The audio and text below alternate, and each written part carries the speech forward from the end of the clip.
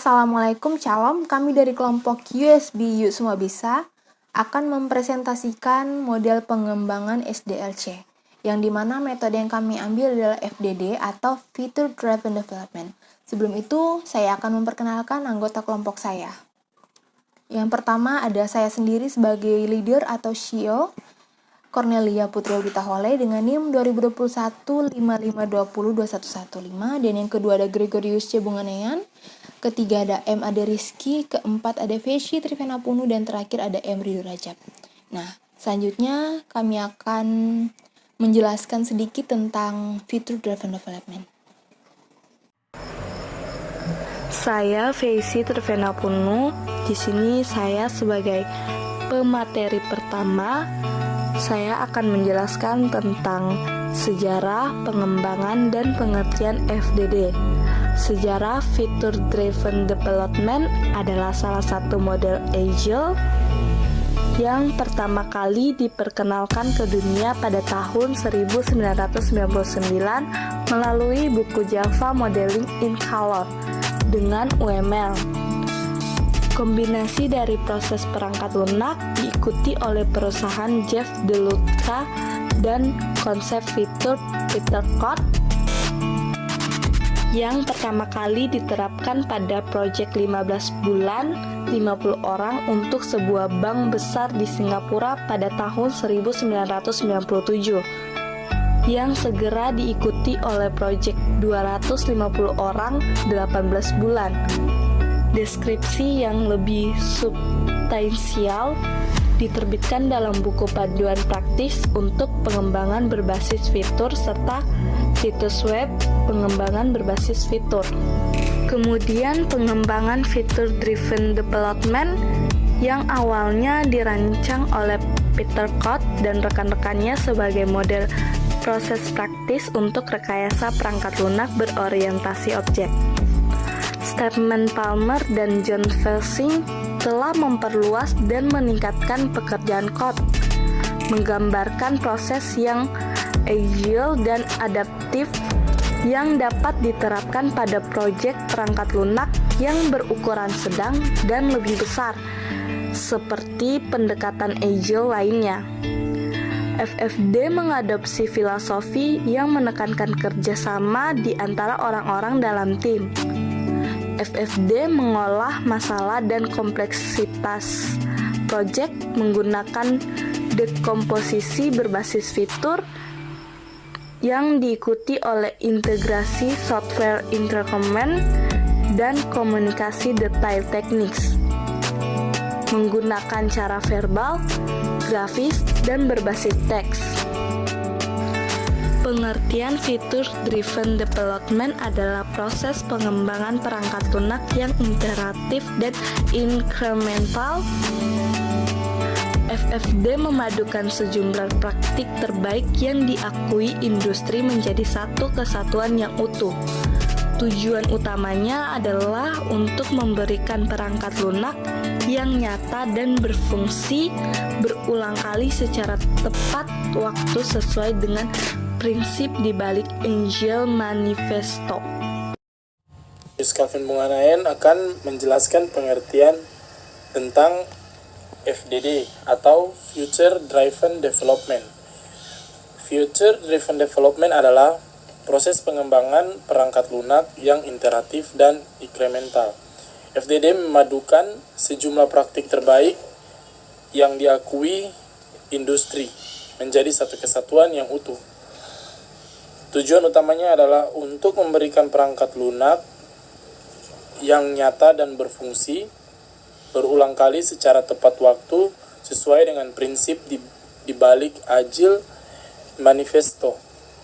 Nah, di sini lagi saya akan menjelaskan tentang peran utama proses FDD. Jadi di peran utama FDD itu yang pertama adalah Project Manager. Jadi di Project Manager ini adalah berperan sebagai pemimpin administratif terhadap budget orang per orang dan laporan pencapaian, mengoperasikan sistem proyek serta melindungi pekerja dan gangguan luar. Yang kedua adalah Chief Architect, berperan sebagai penanggung jawab desain, sistem secara keseluruhan, menjalankan workshop, desain, dan mengarahkan proyek kendala teknis. Setelah itu ada chief programmer. Chief programmer adalah developer yang berpengalaman memimpin grup kecil dari sekumpulan developer individual. Begitu pula juga ada class owner, adalah developer individual yang mendesain, mengkodekan, dan menguji dan mendokumentasikan fitur. Setelah itu ada development manager sebagai pemimpin pengembangan dari hari ke hari. Mengatasi konflik sumber daya biasanya juga dikombinasikan dengan project manager dan chief architect. Setelah itu juga ada domain expert, yaitu user, client, sponsor, dan lain-lain. Selain 6 pemeran utama tersebut, di atas juga terdapat pemeran pembantu seperti domain manager, release manager, language guru, build engineer, toolsmith, dan sistem administrator. Ya, saya akan melanjutkan presentasi dari teman saya. Di sini ada tahap-tahap FDD. Yang pertama ada develop a overall model. Berikutnya ada build a feature list. Berikutnya ada plan by feature. Berikutnya ada design by feature. Dan terakhir ada build by feature. Apa itu develop a overall model? Ketika phase dimulai, namun FDD tidak secara eksplisit menggali, mencari, dan mengatur requirement ini.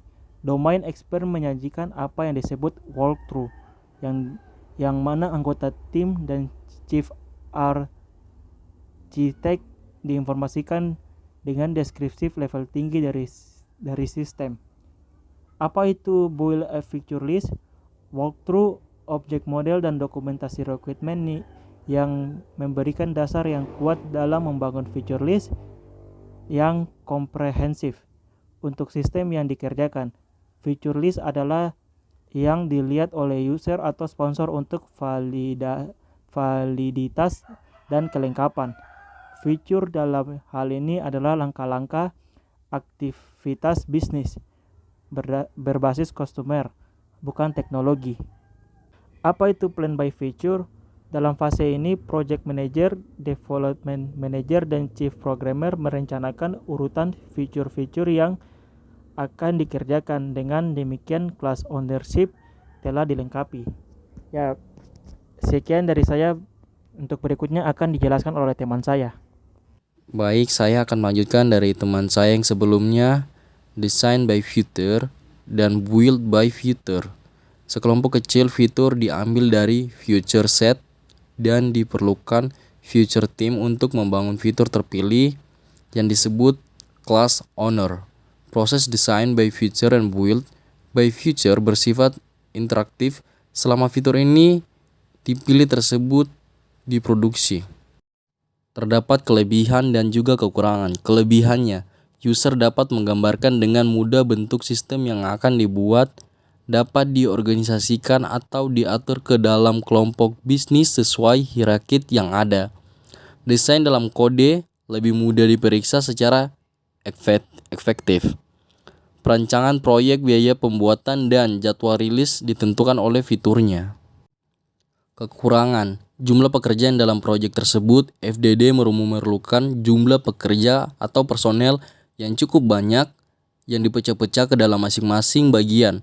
Maka semakin banyak pula biaya yang dikeluarkan untuk membayarkan hak mereka. Masalah class ownership dari feature dalam FDD dikenal dengan class ownership, di mana tiap feature akan ditangani oleh class ownernya. Lebih menekankan pengembangan dengan keterampilan tinggi dan sulit untuk mencari pengembangan dengan kriteria tersebut. Sekian, terima kasih. Itu mungkin sedikit paparan tentang feature driven development, metode yang kami ambil. Nah, mohon kurangnya dimaklumi. Burung dara, burung cenderawasih, cari dulu di Papua. Cukup sekian, terima kasih. Semoga bermanfaat untuk kita semua.